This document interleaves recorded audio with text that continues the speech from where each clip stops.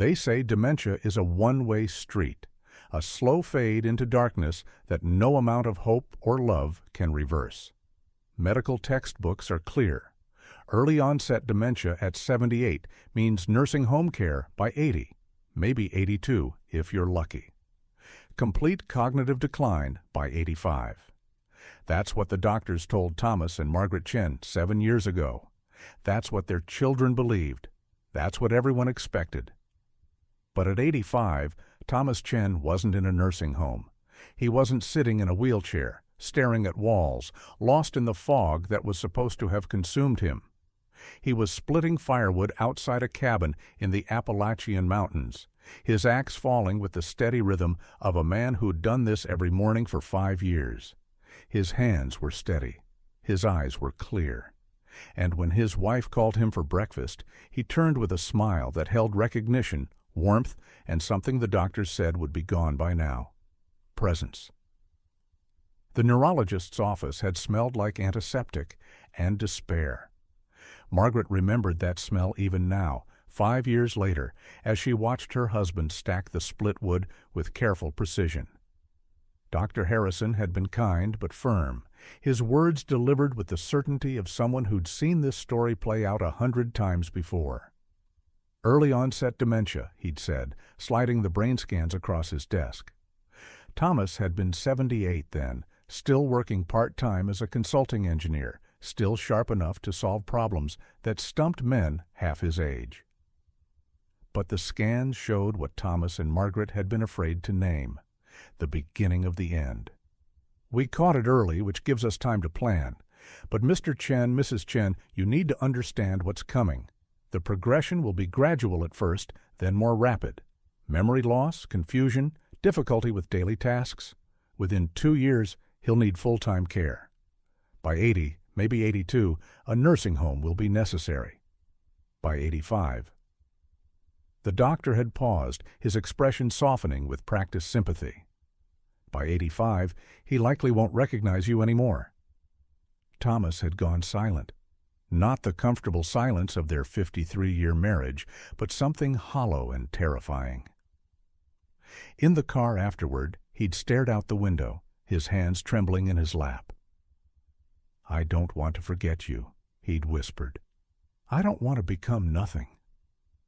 Margaret had gripped the steering wheel so hard her knuckles went white. She was a nurse. She'd worked in hospitals and care facilities for 40 years. She knew what dementia looked like. She'd seen the decline, the loss, the slow erasure of everything that made a person who they were. She knew Dr. Harrison was right, but she also remembered her grandfather.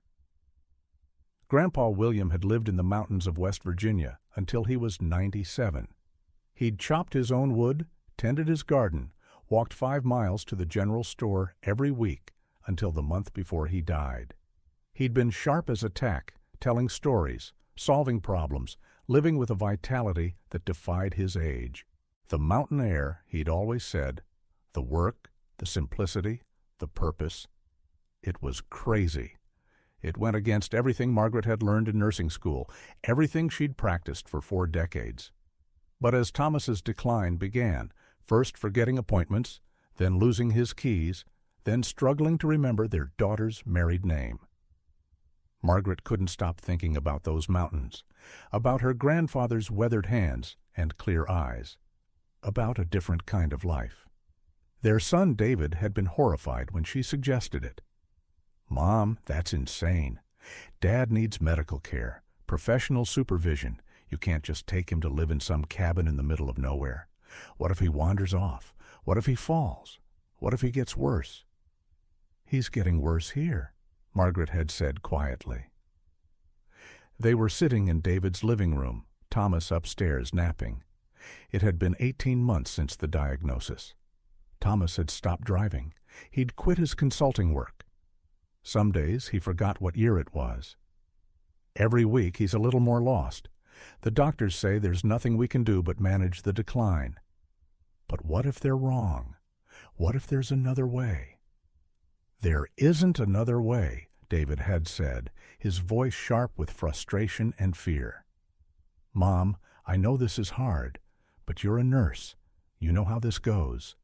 Dad needs to be somewhere safe, somewhere with people who can take care of him when it gets bad.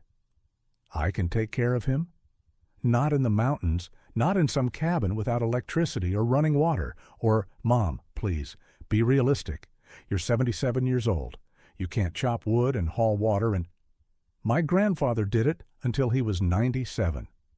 Your grandfather didn't have dementia. Margaret had looked at her son, this man she'd raised, who meant well but couldn't see past the walls of conventional wisdom. How do we know? She'd asked softly. How do we know that living that way, working every day, having purpose, being active, breathing clean air, eating simple food, how do we know that's not why he never got dementia? David had stared at her. Mom, that's not how it works. Dementia is a disease. It's not about you can't just cure it with fresh air and exercise. I'm not talking about curing it. I'm talking about living, really living, for whatever time we have left. Their daughter Linda had been more sympathetic, but equally doubtful. Mom, I understand wanting to try something different, but what if Dad gets worse up there? What if he needs a hospital? What if something happens to you? Then we'll deal with it, Margaret had said. But right now, every day, I watch him fade. He sits in that chair, staring at the TV, and I can see him disappearing. He's not living. He's just waiting to forget. I can't do it anymore. I won't. She'd found the cabin through a cousin who knew someone in a small mountain community in eastern Tennessee.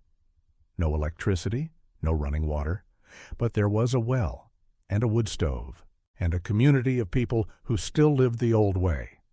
The rent was almost nothing. The nearest hospital was 45 minutes away, but there was a retired doctor in the village who checked on folks. Thomas had been confused by the move at first. He'd asked why they were leaving their house, then forgotten he'd asked, then asked again. But something changed when they arrived in the mountains. Margaret saw it the first morning when Thomas stood on the cabin's porch and looked out at the ridges stretching into the distance, layer after layer of green and blue and morning mist. I remember this, he'd said quietly. Not this place exactly, but this feeling. When I was a boy, before my family moved to the city. We lived in the country. I'd forgotten. The first weeks were hard. Margaret's back ached from hauling water. Her hands blistered from chopping kindling. Thomas wandered sometimes, confused about where he was, and she'd find him standing by the garden, looking lost. She'd wake in the night, terrified that she'd made a terrible mistake, that she'd condemned them both to suffering in the wilderness. But Thomas started helping with the wood. At first just stacking what she'd split, his movements slow and uncertain. Then one morning she found him with the axe, his form clumsy but determined. I remember how, he'd said, not quite meeting her eyes. My father taught me, I remember.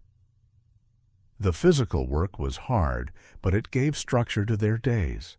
Wake at dawn, start the fire, make breakfast on the wood stove, simple food, oatmeal and eggs, from their neighbors' chickens. Thomas would split wood while Margaret tended the garden they'd planted. They'd walk to the village store, a mile down the mountain, Thomas's steps growing steadier each week. They'd eat lunch, rest, then work again, fixing things around the cabin, gathering wild greens, preparing firewood for winter. Thomas forgot things still. He'd ask what day it was or lose track of conversations. But something was different. He wasn't disappearing. If anything, he seemed more present, more engaged with the world around him. His hands remembered skills his mind had forgotten, how to sharpen an axe, how to build a fire that would burn all night, how to read the weather in the morning sky. Their neighbor, a man named Ray, who was 83 and had lived in these mountains his whole life, stopped by one afternoon and found Thomas repairing the cabin's front steps. "Your husband's got good hands," Ray had said to Margaret. "Knows what he's doing." "He was an engineer," Margaret had said. "Before." Ray had nodded. "A lot of folks up here got stories, got things they're running from or trying to hold on to. Mountains don't care about your past. They care about what you can do today. 6 months after they'd arrived, Margaret noticed Thomas was having fewer confused episodes. He still forgot things, names, dates, what they'd done yesterday, but the blank, terrified look that used to come over him was less frequent. He slept better. He smiled more. When their daughter Linda visited, she'd found her father on the roof, patching a leak, his movements careful but confident. "Dad," she'd called up, her voice shaking, "what are you doing up there?" Thomas had looked down at her, and Margaret had seen the flicker of confusion. "Who is this?" followed by recognition. "Linda, your mother said the roof was leaking. I'm fixing it." "But, Dad, you shouldn't be on a ladder. You could fall. You could—" "I'm fine," Thomas had said, and there was something in his voice that Margaret hadn't heard in 2 years. Certainty. Presence. "I know what I'm doing." Linda had turned to Margaret, tears in her eyes. "Mom, what's happening? He seems different."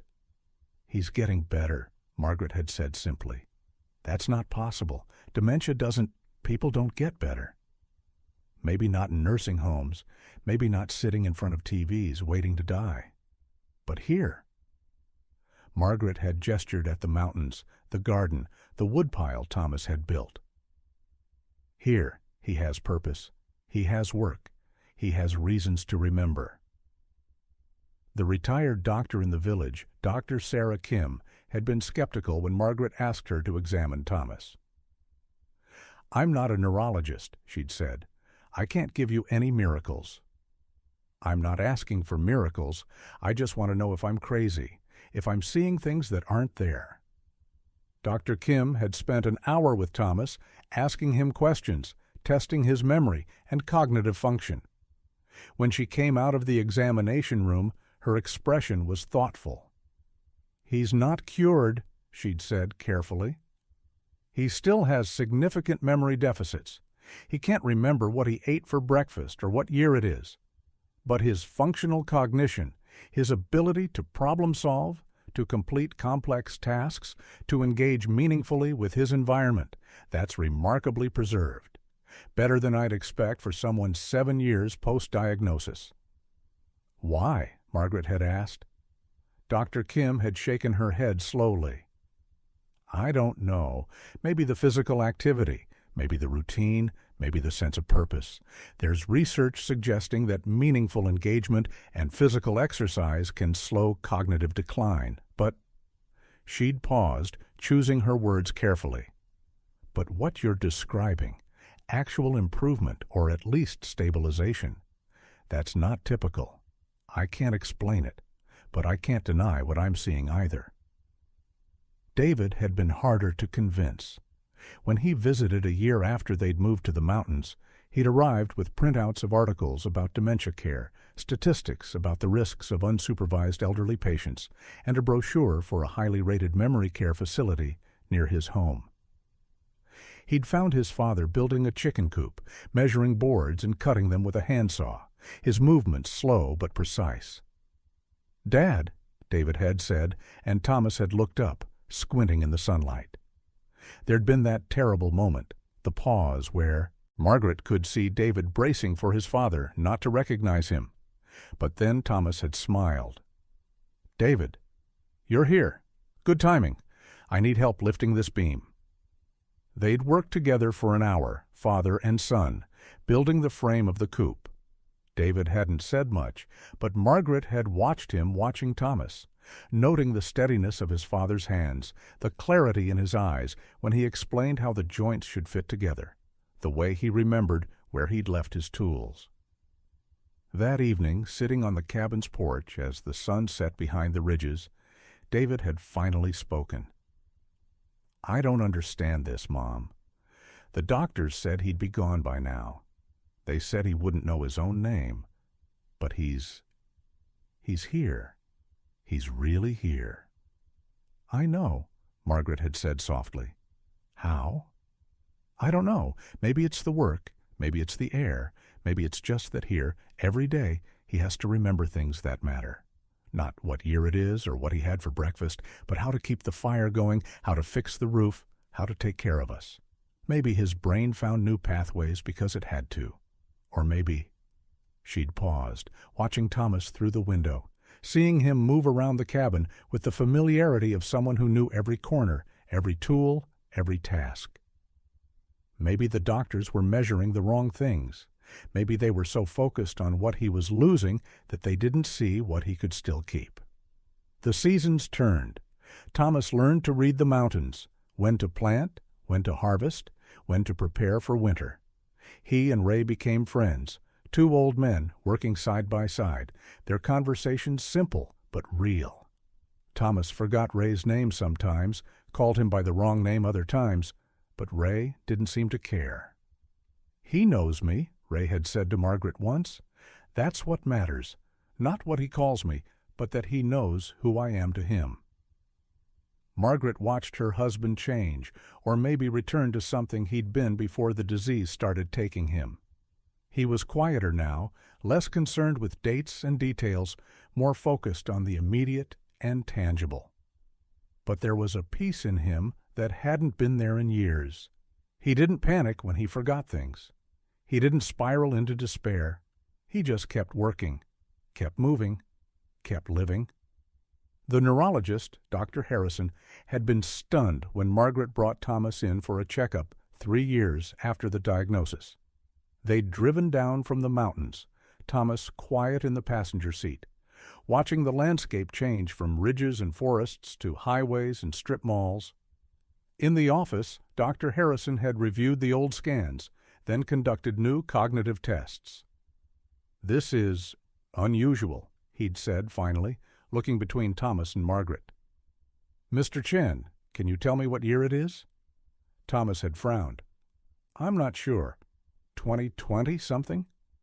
"It's 2024. Can you tell me who the president is?" Thomas had shaken his head. "Can you remember what you had for breakfast this morning?" Another head shake. Dr. Harrison had made notes, his expression troubled. "But Mr. Chen, can you tell me how you spent your morning before coming here?" And Thomas had lit up. "We left early before dawn, had to bank the fire carefully so it wouldn't go out while we're gone, checked the chickens, made sure they had enough water. Drove down the mountain. Margaret drove. She's better with the curves. Stopped for coffee at that place in Asheville. Good coffee. Then came here." The doctor had leaned forward. "And yesterday? What did you do yesterday?" "Split wood in the morning, fixed the door on the shed, hinge was coming loose. Margaret made soup for lunch, walked down to Ray's place in the afternoon, helped him move some lumber. Came home, did evening chores, read for a while before bed." Dr. Harrison had sat back, his expression somewhere between confused and amazed. "Mrs. Chen, may I speak with you privately?" In his office, with Thomas waiting outside, the doctor had been blunt. "I don't understand what I'm seeing. 3 years ago, I told you to prepare for rapid decline. I've reviewed his charts from that time. He was already showing significant impairment. By now, based on every model we have, every case study I've seen, he should be in late-stage dementia. He should be in full-time care, possibly nonverbal, certainly not able to perform complex tasks or maintain coherent narratives about his daily life." "But he is?" Margaret had said simply. "Yes, he is. His episodic memory is severely impaired. He can't remember dates, current events, even what he ate for breakfast. But his procedural memory, his ability to perform tasks, to problem solve, to engage meaningfully with his environment, it's remarkably preserved, more than preserved. In some ways, he seems more functional than he was 3 years ago." "So the mountain life is helping?" Dr. Harrison had hesitated. "I can't say that definitively. I can't point to a mechanism, but—" He'd spread his hands, a gesture of professional humility. "But I also can't deny what I'm seeing. Whatever you're doing, Mrs. Chen, it's working in ways I didn't think were possible." "Does that mean you were wrong?" Margaret had asked, not unkindly. "When you said he'd be gone by 85? The doctor had been quiet for a long moment. "Yes," he'd said finally. "I was wrong. I'm glad I was wrong." Now, at 85, Thomas Chen split wood every morning. He tended the garden Margaret had expanded over the years. He fixed things around the cabin and helped their neighbors with projects that needed an extra pair of steady hands. He couldn't tell you what year it was, or who the president was, or what he'd done last week. But he could tell you how to read the weather, how to keep a fire burning all night, how to sharpen an axe until it could split green wood. He knew Margaret's face, her voice, the way she took her coffee. He knew his children when they visited, even if he sometimes called them by their childhood nicknames. He knew. Ray and the other neighbors knew who needed help and who could offer it. His brain had not healed. The scans still showed the damage, the atrophy, the markers of disease. But his life had healed. Or maybe it was more accurate to say that his life had found a new shape, one that fit who he was now rather than who he'd been before. On his 85th birthday, their children and grandchildren came to the mountains. Linda and David had been skeptical about bringing the kids. The cabin was small, there was no TV or Wi-Fi. What would they do? But the grandchildren had been enchanted. They'd helped Thomas split wood, their small hands on the axe handle, under his steady guidance. They'd gathered eggs from the chickens and learned to start a fire in the wood stove. They'd hiked the trails with their grandfather, listening as he pointed out plants and animal tracks, his knowledge drawn from 5 years of daily observation. That evening, as they sat around the table Margaret had built from reclaimed barnwood, David had raised his glass. "Dad," he'd said, his voice thick with emotion, 5 years ago, I thought we were going to lose you. I thought the best we could hope for was keeping you comfortable while you forgot everything that mattered. But you're here. You're really here. And I was wrong to doubt Mom. I was wrong to think there was only one way to do this." Thomas had looked around the table at his family, and Margaret had seen the moment of confusion. Who are all these people? Followed by the deeper recognition. Love. Connection. Home. "I don't remember everything," he'd said slowly. "I don't remember a lot of things, but I remember this. I remember you. I remember what matters." Later, after everyone had gone to bed, the kids in sleeping bags on the floor, Linda and David in the small loft, Margaret and Thomas sat on the porch in the darkness. The mountains were invisible now, but they could feel them, solid and eternal, holding them in their ancient embrace. "Do you remember what the doctor said?" Margaret asked quietly. "That you'd be gone by now?" Thomas was quiet for a moment. "I remember being scared," he said finally. "I remember thinking I was disappearing. But I'm not gone. I'm here." "You're here," Margaret agreed, reaching for his hand. "Because of you. Because you didn't give up." "Because you didn't give up," she corrected. "Every morning you get up, you do the work, you keep going." Thomas squeezed her hand, his grip still strong from years of splitting wood and building things. "The doctor was wrong," he said, "about when I'd be gone. But he was right about one thing.